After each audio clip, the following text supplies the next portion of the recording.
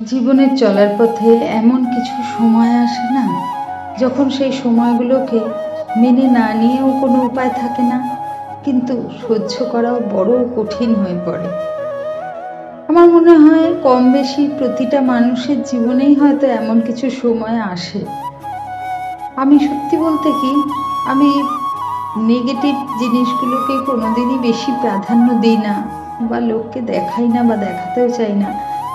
আমি সবসময় আনন্দের মধ্যেই বা আমার আনন্দগুলোকেই প্রকাশ করেছি, কিন্তু তাই বলে এই নয় যে আমার দুঃখ কষ্ট নেই, আমার কিছু সমস্যা নেই। সত্যি বলতে কি, প্রচুর ঝড় ঝঞ্ঝা আমার উপর দিয়ে গেছে। হয়তো আমার এই বয়সে অনেকেই যেটা কল্পনাই করতে পারবে না, সেই রকম ঝড়ের মধ্যে দিয়েই আমি গেছি এবং যাচ্ছিও বর্তমানে। কিন্তু তবুও সবসময় চেষ্টা করি হাসি মুখে সবাইকে ভালো রাখতে, সবাইকে সুস্থ রাখতে। কিন্তু আমারও তো মন বলে একটা জিনিস আছে। কিছু কিছু সময় না মনের কাছেই আমি হেরে যাই, তখন খুব অসহায় লাগে। আমি সোশ্যাল মিডিয়াতে এসেছি, ডেলি ব্লগ করছি, কিছু কিছু ভিডিও তুলে রেখেছিলাম। এখন আর আমি ভিডিও, সত্যি বলতে কি, এই কিছুদিন হলো আমার আর কোনো ভিডিও ক্যামেরা করতে ইচ্ছা করে না, বা সেই পরিস্থিতিটাও আমার নেই। তাই ভাবলাম পুরনো এইসব করা ভিডিওগুলোই একটু তোমাদের সাথে শেয়ার করি, যে এইসব সময়ের মধ্যে দিয়েই আমার যেরকমভাবে দিনটা যায় বা গেছে সেইগুলোই। কিন্তু মনের যে একটা জায়গা, সেটা সত্যি বলতে কি, আমি যে কি করে এটাকে, সব কিছুর মধ্যে ব্যস্ত থাকার চেষ্টা করি, কিন্তু এত সমস্যা এসে যায় না মাঝে মাঝে, তখন মনে হয় প্রচণ্ড হাঁপিয়ে যাচ্ছি, প্রচণ্ড হাঁপিয়ে যাচ্ছি। মানে যত ভাবি কাটিয়ে উঠবো, ঠিক মনে হয় যেন আরও যে বেশি বেশি বোঝা মাথার উপর চেপে যাচ্ছে। সব যে আমার নিজের তা নয়, কিন্তু আশেপাশের মানুষদের নিয়েই কিন্তু আমার বেশি সমস্যা, বেশি। হ্যাঁ, অনেকেই হয়তো বলবে যে তুমি সমস্যায় জড়াও কেন। দেখো, স্বার্থপর হতে পারিনি যে জীবনে, স্বার্থপর হতে পারিনি বলেই আজ আমার এত সমস্যা, না হলে কিন্তু কোনো সমস্যাই থাকতো না। অনেকেই আছে শুধু নিজেকে নিয়ে ভাবে, কিন্তু আমি সেটা কোনোদিন করতে পারিও নি, পারবো না। কারণ আমি জানি আমি পৃথিবীতে এসেছি যে কিছু কদিন আমি থাকবো, আমি শুধু আমার কর্মটা দিয়ে যাব। তারপরে সব কিছু নির্ভর করছে ওপরওয়ালার ওপর, তিনি যেটা করবেন সেটাই। তবে হ্যাঁ, অজান্তে যদি ভুল করে থাকি, সেটা হয়তো ভুল করেছি, কারণ আমি কোনোদিন বলবো না যে না, আমি সেই বিচার করার ক্ষমতা ভগবান আমায় দেয়নি, সেটা কিন্তু ভগবানই জানেন। আমি যদি কোনো অজান্তে কোনো ভুলও করে থাকি, সেটা ভুলই, সেটা কিন্তু অন্যায় ছিল না।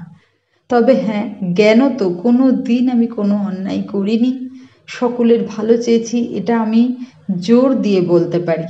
তাতে কে আমাকে কি বুঝলো, আমার তাতে কিছুই এসে যায় না। তবে হ্যাঁ, আমি এটাও বুঝি যে জীবনে চলতে গেলে হোঁচট খেতে হবে, বাধা পেতে হবে। তো সব বাধা, সব হোঁচট মেনে নিয়েই আমি চলছি, হাসি মুখে চলার চেষ্টা করছি, হাসি মুখে সবাইকে রাখার চেষ্টা করছি। তবে হ্যাঁ, খুব কাছের মানুষগুলো যখন চলে যায় না, তখন নিজেকে একটু সামলে নিতে, একটু গুছিয়ে নিতে, একটু তো সময় দিতে হয় নিজেকে। সেই কারণে যখন একা কাটাই, তখন নিজেকে একটু সময় দিই। আর এর এফেক্টগুলো পরে আমার শরীরের ওপরও আমি বুঝতে পারি।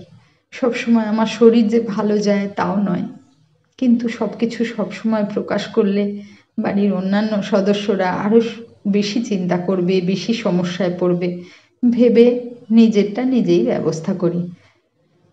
তো যাই হোক, আমি পুরনো ভিডিওগুলোই একটু তোমাদের সাথে শেয়ার করার চেষ্টা করলাম।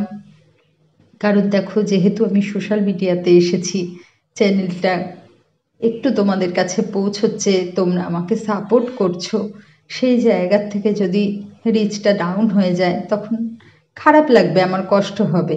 সেই কারণেই আমি ভাবলাম পুরনো ভিডিওগুলোই তোমাদের সাথে শেয়ার করি।